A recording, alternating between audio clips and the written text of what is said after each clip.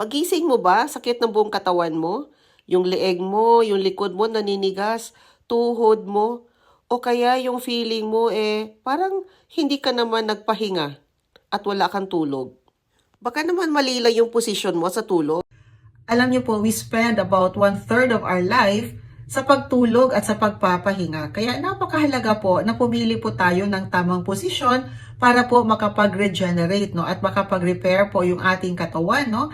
And also, posisyon po that provides the best benefit, no, for our bodies. And not only that, para po maiwasan, no, na sumakit yung ating katawan pagising po natin, no, at nagkakaroon po ng stress yung ating spine. So yung pinakamagandang posisyon po at ang pinakamaraming benepisyo sa kalusugan ay yung pagtulog po sa likod. Kasi pinoprotektahan po niya yung galugod at nakakatulong din po ito para mapawi ang pananakit ng balakang at tuhod. At ang paglagay po ng isang unan sa likod ng iyong tuhod ay maaari makatulong para suportahan ang neutral na kurba, no, ng likod natin. Ito po yung pinakamagandang posisyon din kung ayaw po nating mabilis na kumulubot po yung ating mukha. Pero ang posisyong ito ay nagpapalakas po ng hilik at hindi din po ito maganda para doon sa may sleep apnea. Kasi po pwedeng bumara ang dila sa dadaanan ng hangin. So yung paghiga sa gilid, ang pangkaraniwang posisyon po ng mga matatanda. Maganda po kasi ito sa mga humihilik o kaya sa may sleep apnea.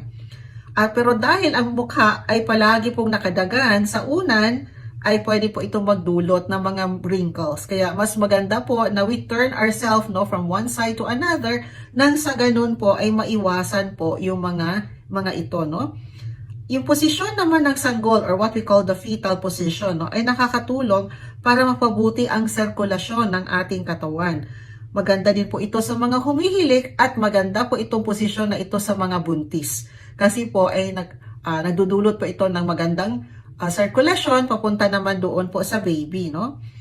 Siguraduhin lang po na huwag tupiin ng husto ang katawan dahil maaari po ito maging sanhi ng kahirapan ng paghinga o pananakit ng mga kasukasuan, ng mga arthritis po, no?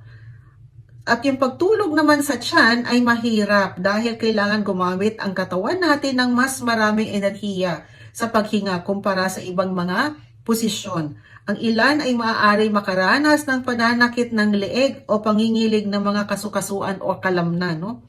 Dahil sa mahinang sirkulasyon.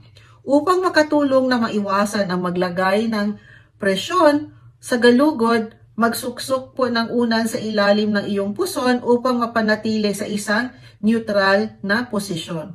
May mga suggestions po tayo, no, sa isang chart. Pero hindi ibig sabihin na ito ay okay para sa lahat. Iba-iba po kasi ang resulta natin, no? Dahil iba-iba po yung ating mga karamdaman. Yung iba nga meron po napakaraming karamdaman, hindi lang po iisa.